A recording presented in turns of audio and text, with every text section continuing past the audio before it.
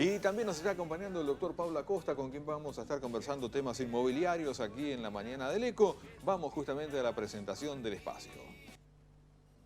Presenta Estudio Jurídico Inmobiliario Pablo Acosta y Asociados, ALEM 790, para turnos de 9 a 12, al 2494 496138. Doctor Pablo Acosta, ¿cómo le va? Buen día, bienvenido. Hola Pablo, bienvenido. ¿Cómo está Muy usted? buenos días a ustedes, Andrea, Rodolfo y a toda la teleaudiencia. Bueno, Por favor. adelantábamos hace algún ratito que vamos a estar hablando de un tema que genera bastante consultas y que tiene que ver, bueno, con lo que se denomina como la indivisión de la herencia.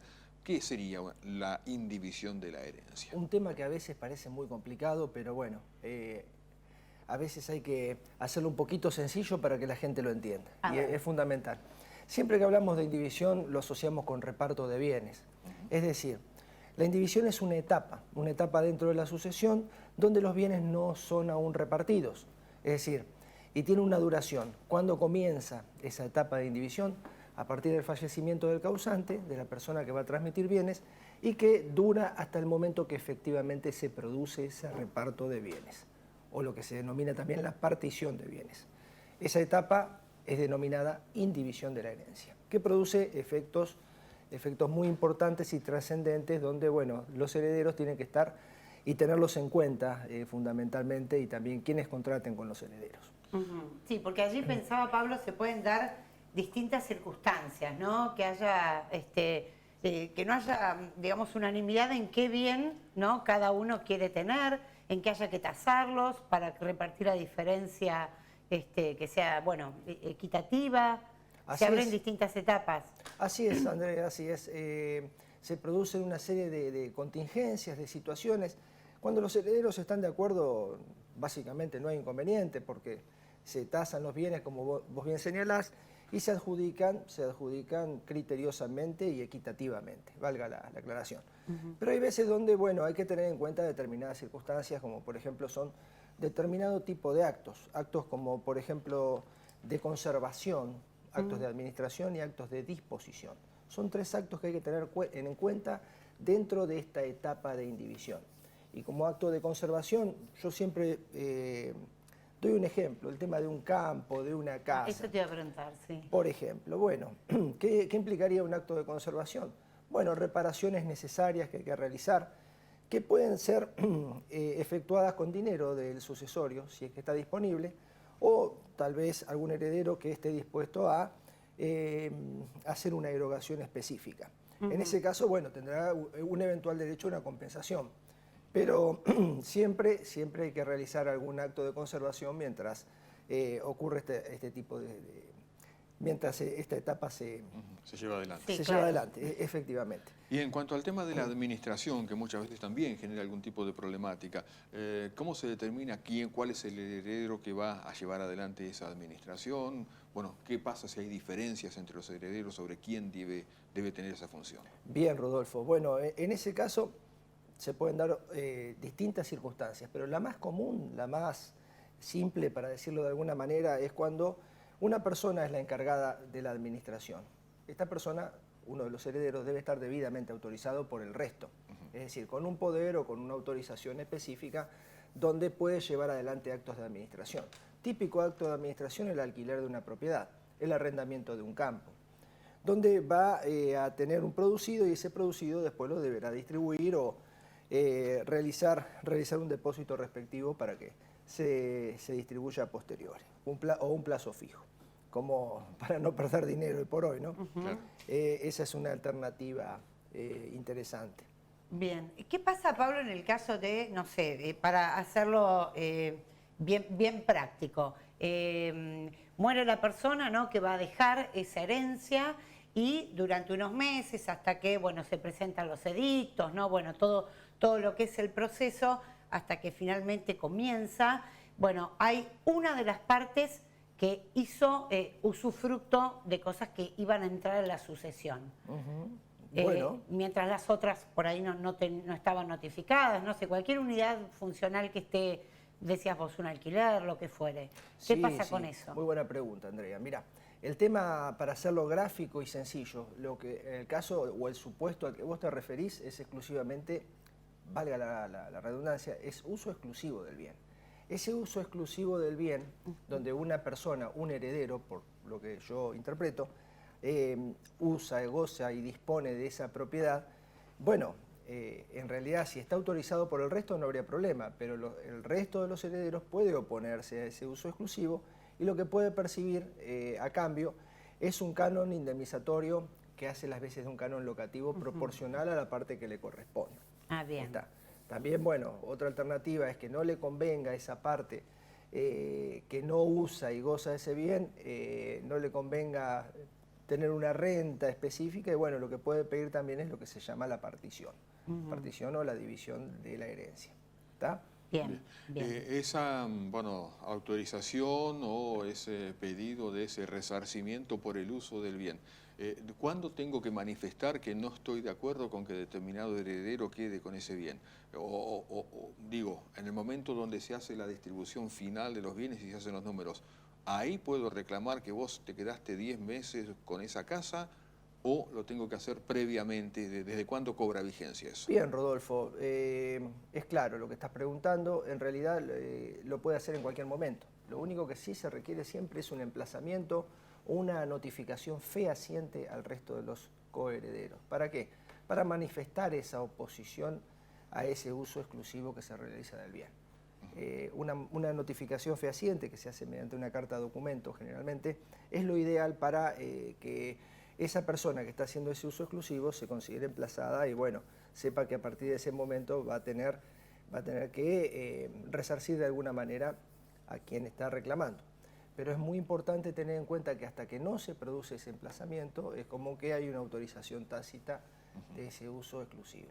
Bien, acá tenemos una consulta de un oyente que dice: buen día, si yo compro algún inmueble con dinero de una herencia particular, después, cuando se haga la sucesión, ¿también entran bienes para dividir? Pregunta. Bueno, trato de interpretar la pregunta de este televidente y en realidad, bueno, si es con dinero de la herencia, va a integrar ese acervo y después el acervo hereditario, que es el conjunto de bienes que después van a ser a posteriori distribuidos. Entonces, en ese caso, bueno, también va a formar parte de esa división. Bien. En primer término, lo digo. Bien, Habría bien. que ver el caso particular. Claro. ¿Qué son los frutos de la herencia, doctor? Los frutos de la herencia, bueno, siempre la gente piensa de qué se tratará esto, y no es ni más ni menos que el producido de una herencia. Supongamos un plazo fijo, los intereses que genera ese plazo fijo. En un alquiler de una propiedad, bueno, las rentas que producen esos alquileres. En un arrendamiento rural, lo mismo, ni más ni menos que los frutos, que integran esa sucesión y después, al momento de la partición, deben ser tenidos en cuenta. Bien. Si los herederos tienen, no sé, hay 3 herederos con 3 bienes, Sí. ¿no? En vez de repartírselos, por más que haya proporcionalmente uno para cada uno, deciden, no sé, arrendarlos, ¿no? O alquilarlos. Todo ese dinero después se divide por 3. Exactamente. Y no es necesario poner, digamos, nominar a cada uno. No es necesario, proporcionalmente se dividen esas sumas con una simple operación aritmética, no habría inconveniente con eso, Andrea. De hecho, también lo que puede pactarse es la indivisión forzosa, que durante un tiempo determinado, esos bienes no se dividan o no se partan por el hecho que no se produzca la partición, por el hecho de que puede ser antifuncional a esa unidad económica. Entonces también puede pactarse lo que se llama la indivisión forzosa, que es otro tema y ya vamos a conversar de eso porque es muy interesante. Muy bien. Quien realiza la administración de esos bienes, ¿puede reclamar algún tipo de retribución por esa tarea? En realidad podría, pero bueno, es un tema que no olvidemos y no perdamos de vista que está realizado entre coherederos y generalmente familiares. Entonces, generalmente es un tema en la práctica que no sucede. Pero bueno, podría tarifarse eventualmente. No es lo que sucede habitualmente. Se designa un solo administrador, digo, pensando en que las partes, ¿no?, los herederos estén en conflicto.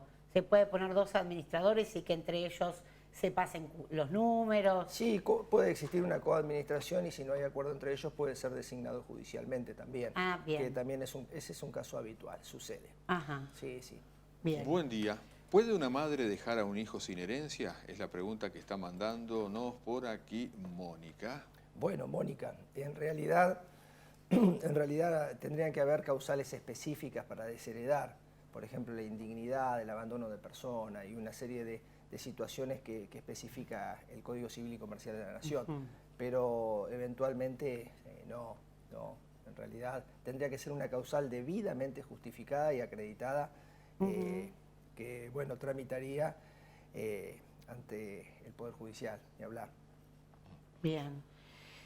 Acá dice, uno de los herederos se quedó con la llave de la casa que habitaba el dueño y, bueno, digamos que tomó el bien como propio, dice así, deshace sin consultar al resto porque dice que el dueño lo autorizó, pero no hay nada escrito.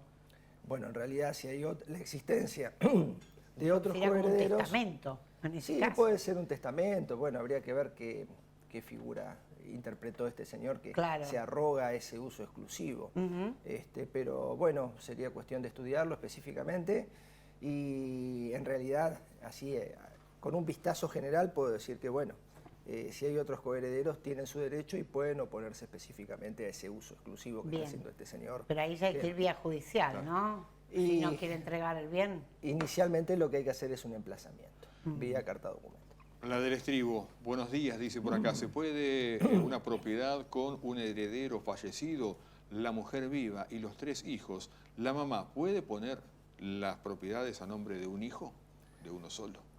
Claro, si puede transferirla a nombre de uno solo, no. En realidad tiene que respetar ese derecho que le corresponde al resto de los coherederos. A los 3 por igual, claro. Claro, sí. Puede favorecer a alguno por alguna situación específica, siempre respetando lo que se llama el derecho a la legítima. Eso hay que tenerlo siempre en cuenta. Lo que no se puede,